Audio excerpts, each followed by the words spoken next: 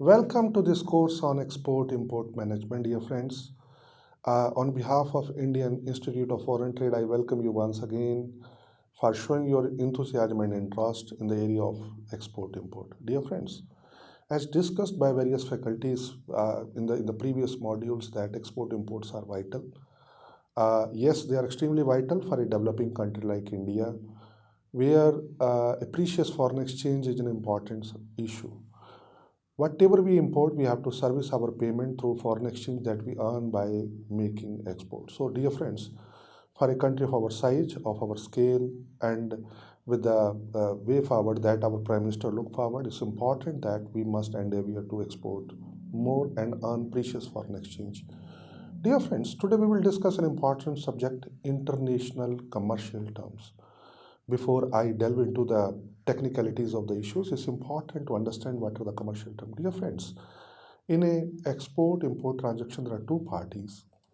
First party is exporter, second party is importer. International commercial terms are internationally recognized rules and regulations which help us understand the risk and cost. These are the two important things which we must understand with extreme clarity and with utmost you say explanation, risk and cost. These are the two sharing of these two. So exporter and importer. For example, there is an exporter based in India. The exporter is based in Ghaziabad, owns a factory in Saibabad, and he has got export order from Berlin, Germany. Dear friends, before I delve into detail about the cost and risk, let me explain you what what is the logistics journey that will technically take place when goods move from one country to another country.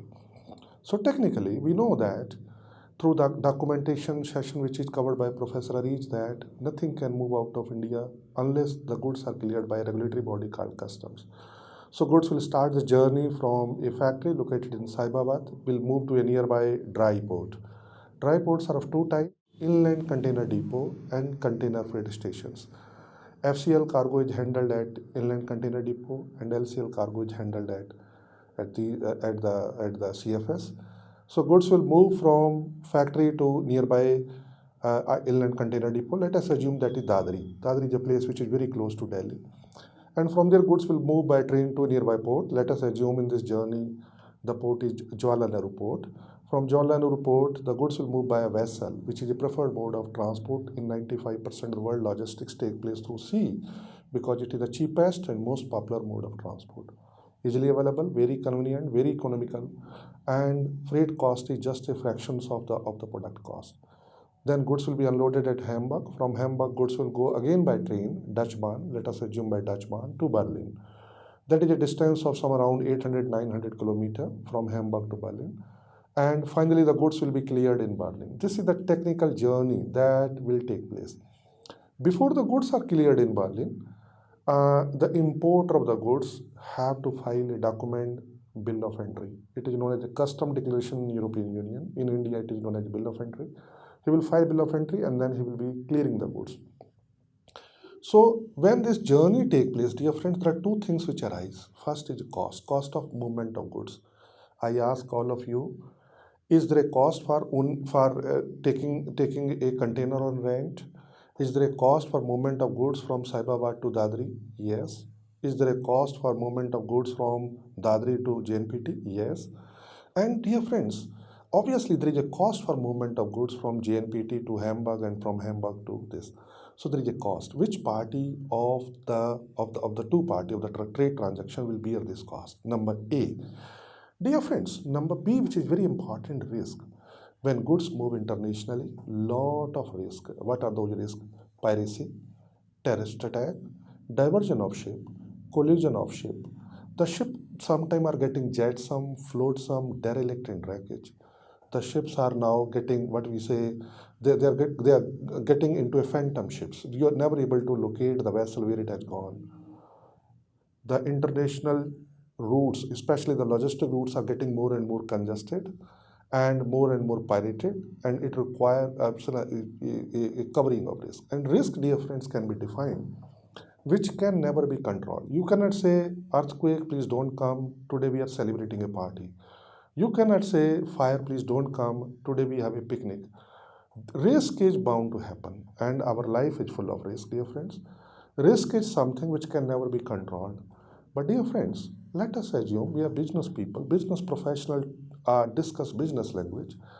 We can manage our risk, and we can manage our risk by taking insurance.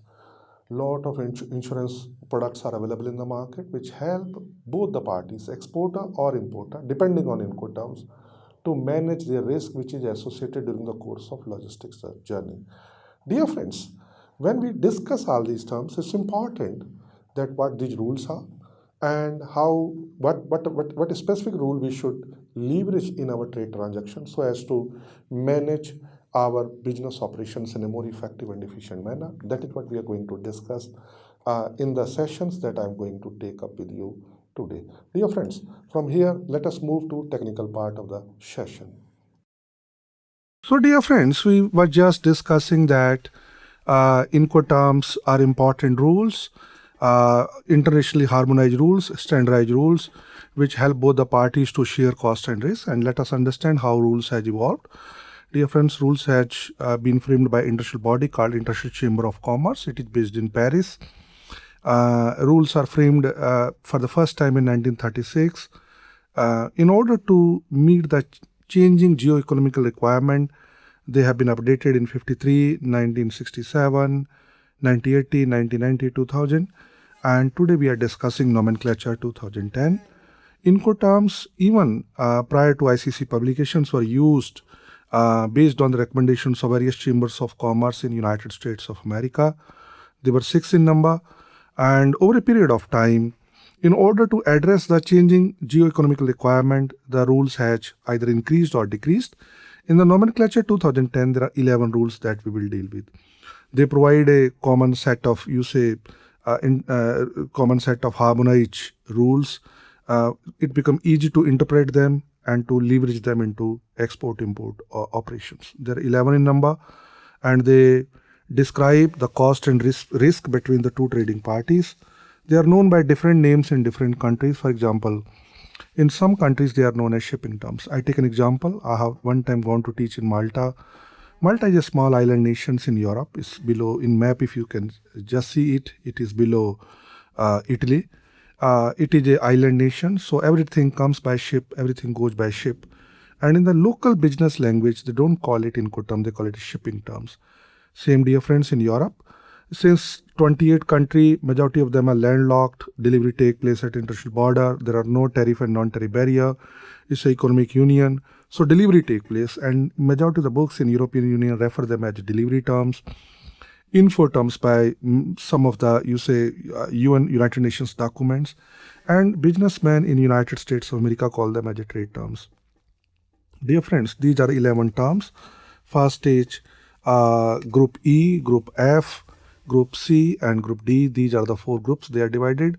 Let us delve into each of the terms one by one. So this is a X work Incoterms, and the example that I shared with you, the initial case that I shared with you, let us now link that case with the chart that I'm sharing with you. Dear friends, seller is based in Ghaziabad. You see the diagram here and link it with your mind and make an imagination in your mind where Ghaziabad can be. Ghaziabad is basically Saibabad, where the factory is located. To clear the cargo, as discussed by Professor Arij, you have to file shipping bill, which is a custom document. Only then you can complete export-import formalities. And there are 2 other mandatory documents. Number 1, invoice. Number 2, packing list. Goods go to ICD, which is delivered at named place. It's nothing but ICD and CFS. Then from there, goods go by train to loading port, which is JNPT in our example. Goods are loaded on a vessel. It takes the journey to another country, either directly or via transshipment. In case of India, it is usually via transshipment. And then goods are unloaded, discharging port where the goods are unloaded, Hamburg. And finally, delivery at named place. Goods go by Dutch Bahn from Hamburg to Berlin. And then importer file bill of entry, custom declaration as per European norms. And finally, goods are cleared. That is how the whole journey takes place. There are 2 lines because Incoterm define 2 things, sharing of cost, sharing of risk. There are 2 parties, buyer and seller. So the lines, blue line is a line of seller and red line is a line of buyer. Dear friends, There are two different, diagrams which depict sharing of cost and sharing of risk. In Incoterm X work, exporter obligation is at the minimum, and the cost and every cost and risk from the exporter factory to desired destination is shared by importer. Um, it can be factory, it can be warehouse. When we say named place of delivery, it means that it can be either of the place, and this mode can be used for both the mode of transport, water transport as well as multimodal transport. In both the cases it can be used. Irrespective of whether it is a port or place, the term can be used. Dear friends, this term is good for domestic sales. Now Incoterms are applicable for domestic sales also, because in the previous nomenclature the term was exporter and importer. In the nomenclature 2010, it is a buyer and seller, and buyer and sellers are also the parties in domestic trade. So Incoterms are preferred term for domestic sales. Export sales when buyer has better logistical expertise. In case buyer has its own ship, for example, there is a company based in India called Adani. They import lot of coal from Australia. So they have their own vessel, chartered vessels. Their vessels go, load the cargo and bring it. It's standardized and harmonized cargo. It becomes easy for them to cut their freight costs significantly by having their own chartered vessels to transport it, rather than going to a liner. Liner may charge much more higher freight. So a company like Coal India Limited, like Adani, and even the other companies like the crude oil importing companies, the companies which deal in iron ore, they usually deal with their own vessels. So in that case, it can be a better term. And in case the exporter has a monopoly, for example, there is a seller based in Muradabad, and he do not know ABDC of what we call as of export and import, and he will prefer a payment in advance and a term X work, so that importer himself can complete the necessary formalities. Reason being, he has a monopoly, he is the only seller, there are plenty number of buyers will be willing to come to him and to buy from him. Sometimes sellers are ignorant of market conditions, they do not know what are the risks involved, and in order to be a risk-averse exporter, they usually prefer to leverage Incoterm. Deemed export sales and risk-averse situations, this term is the best term. Dear friends, then we move to second types of Incoterms. F group has three types of Incoterm. First Incoterm is a free carrier, named place. So named place is very important, and in this case it is clearly written, seller deliver goods cleared for export. Dear friends, goods are cleared at ICD or as CFS or at port. These are the places: airport or land customs station. So it means it can be used either at a land customs station or at an inland container depot, container freight station, airport, or a maritime port. Goods are cleared. It means the shipping bill will be filed by exporter, and he will deliver the goods to nominated carrier, which has been appointed by the buyer. The terms can be used irrespective of mode of transport. It means it is a multimodal transport. Seller is obligated to load the goods on arriving vehicle if it arrives within the date of shipment. This is a very important point which we must read with immense caution.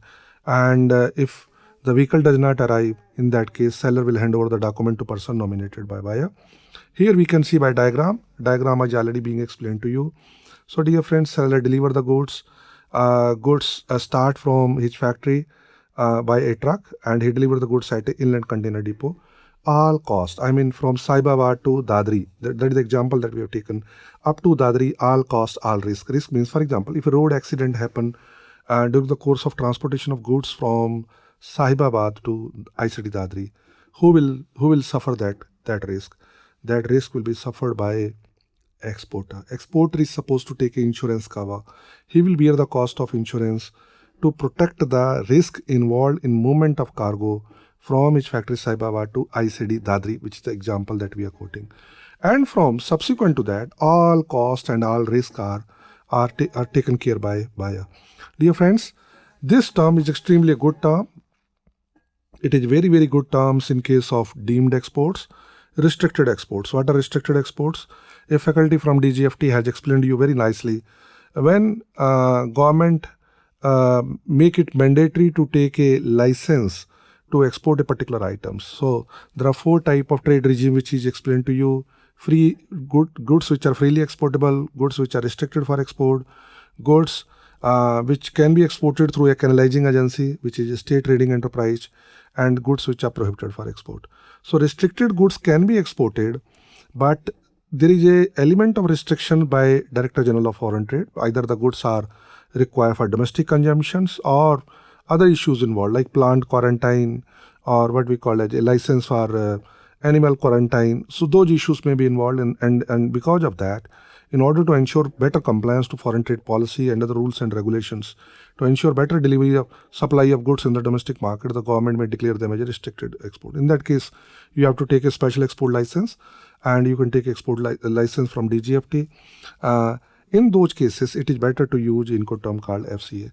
Then there are this Incoterm is also good when importer want to leverage his control on trade supply chain. For air shipment, it is extremely good Incoterm.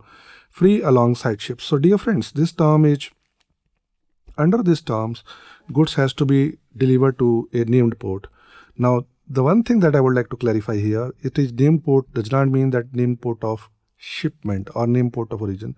There can be a port behind a port. For example, our Minister for Transport has announced that in the days to come, we will improve our inland water transport system, and we will declare Patna as a port. The goods will start with a barge from Patna and it will go to Calcutta. From Calcutta, they will go to international market. So there can be a port behind a port, and I took example behind a Calcutta port. There can be a port Patna. There can be a port called Banaras. There can be a port called Allahabad. If we dredge this what we call this course of Ganga and make it navigable with a navigable draft, which is required for movement of barges. So in that case, this term is a very, very good term.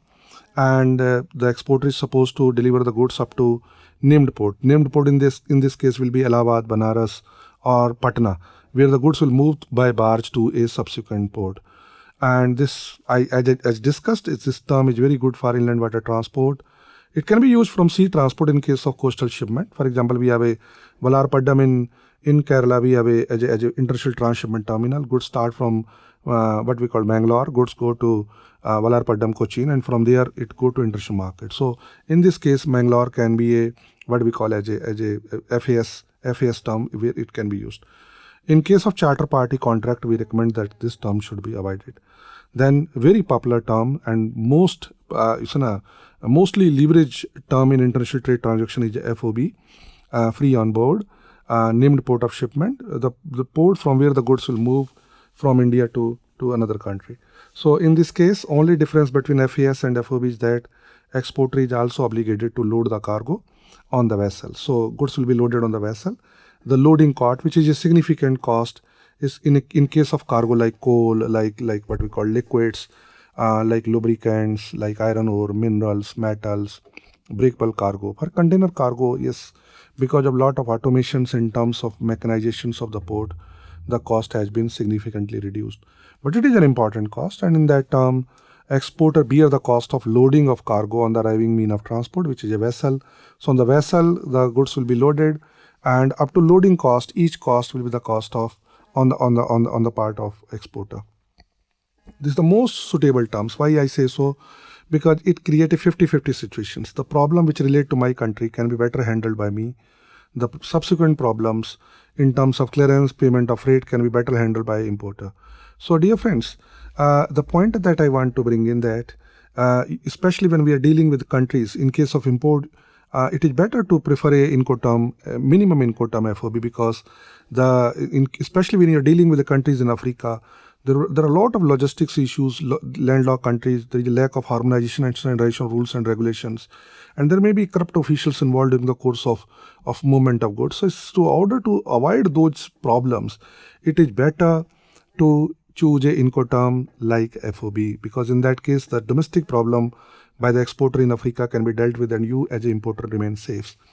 This creates a ideally very ideally competitive situation, win-win situation for both of you, and it should not be used from place. For example, you cannot write FOB Kanpur or FOB New Delhi or FOB Hyderabad or FOB Bangalore or FOB Nagpur, no, or FOB Ludhiana, no.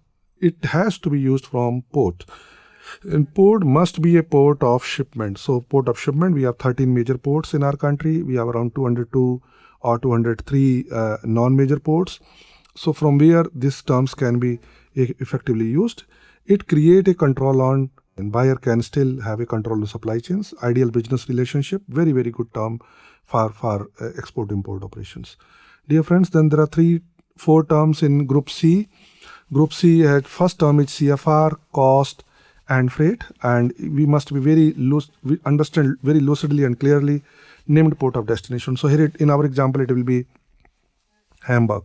So cost and freight up to Hamburg will be borne by, in a blue line you just can see is seller, and all subsequent costs will be borne by buyer. So dear friends, this is also known, these two terms CFR and subsequent term CIF is also known as port to port Incoterm. So seller risk, seller bear the risk up to loading port. It means that buyer must take a insurance to protect himself from the very first port. And dear friends, it is the duty of the buyer to take insurance from the first port. So the cost will be up to the port, up to Hamburg port, and risk will be up to the first port. This term is good in case of bulk cargo like coal, cotton bale, iron ore, and for standalone shipment like charter party contract I discussed. This is good terms where buyer has his own mean of transport. And next term is CIF, where the cost as well as insurance is taken care by exporter. And here is a diagram through which we can understand under these terms seller take insurance also up to the port of destination up to Hamburg. But if you see this diagram is not different from the previous diagrams in terms of use of the line of seller risk. In last case, seller risk line was up to first port, and in these examples also we have kept it up to first port. Why? Because you read the rules very clearly, and rules say seller procure marine insurance against buyer risk of loss. Against, I put a comma intentionally, purpose was to make it clear to participant that the risk belongs to buyer, even if the insurance is taken by seller.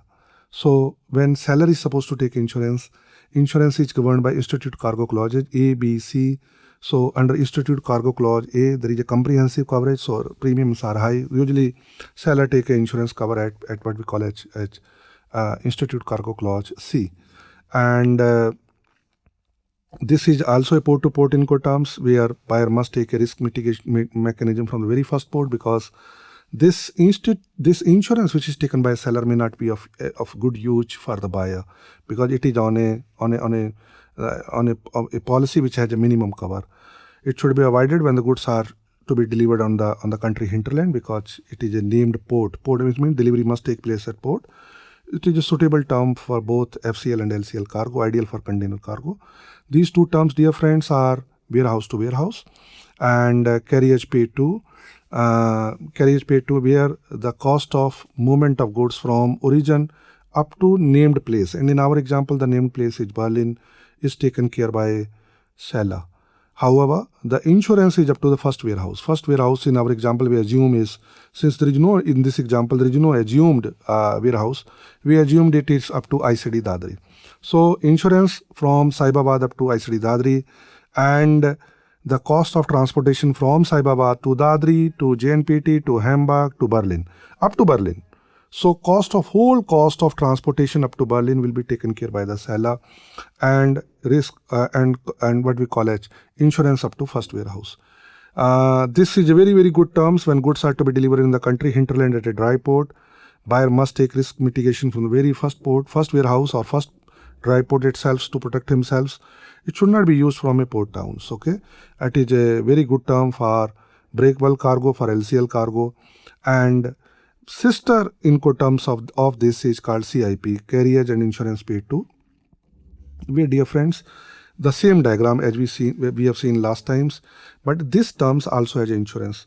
The issue is same what we discussed in case of CFR and CIF. Under Incoterm CIF, seller take insurance, but that is a minimum insurance against buyer risk of loss. Same problem here. Seller procure insurance, not the marine insurance now, insurance against buyer risk of loss. Risk of loss is again that of a buyer. So buyer and seller is required to procure insurance only on a minimum cover, meaning buyer must protect himself from the very first port to in order to avoid the risk which may be involved in the course of transportation for movement of goods from ICD Dadri to final destination, which is in this case ICD Berlin. Dear friends, then we move to last group of Incoterms. In last group of Incoterms has 3 terms. DAT, delivered at terminal. Under this is a term which is introduced for the first time in nomenclature 2010, where delivery can take place either at a port or a place. So far known terms has a beauty of delivering goods at the good wishes of exporter either at a port or at a place, but these terms provide that leverage. This has been possible only because of increased containerization of foreign trade.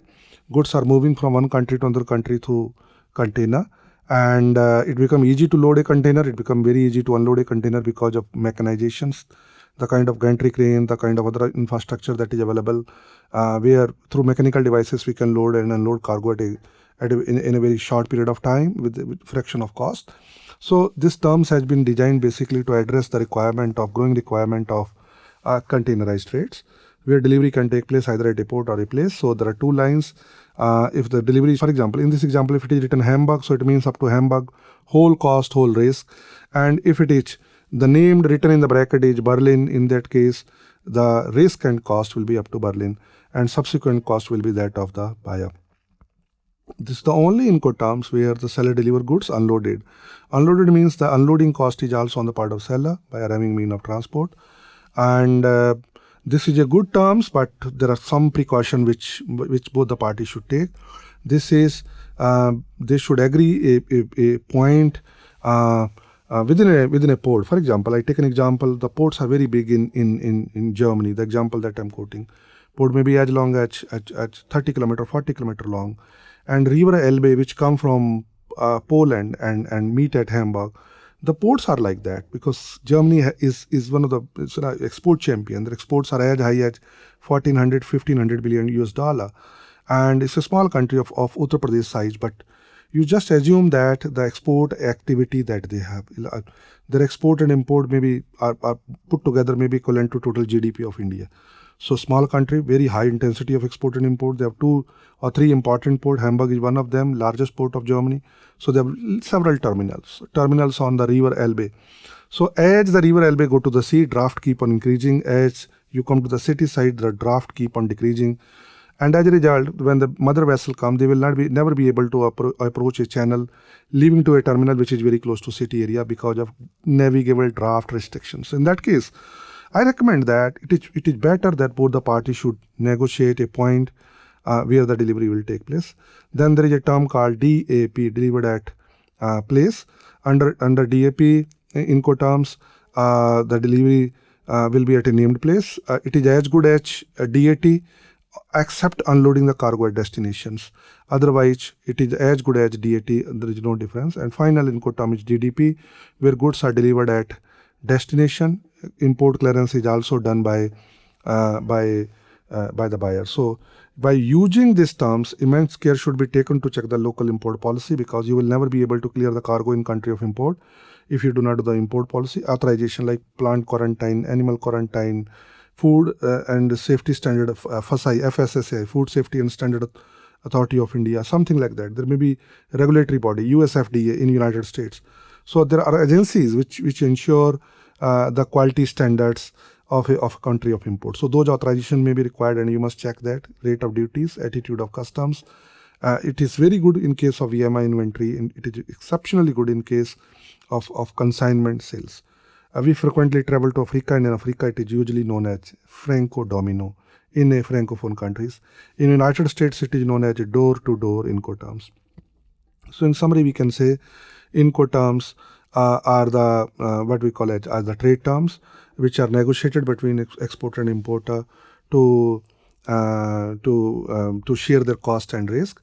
And the Incoterm, when you are mentioning an Incoterm, you must in bracket mention about the place, because the sharing of cost and sharing of risk will begin from the place which is mentioned in the bracket. For example, in the last Incoterm, we will mention it here.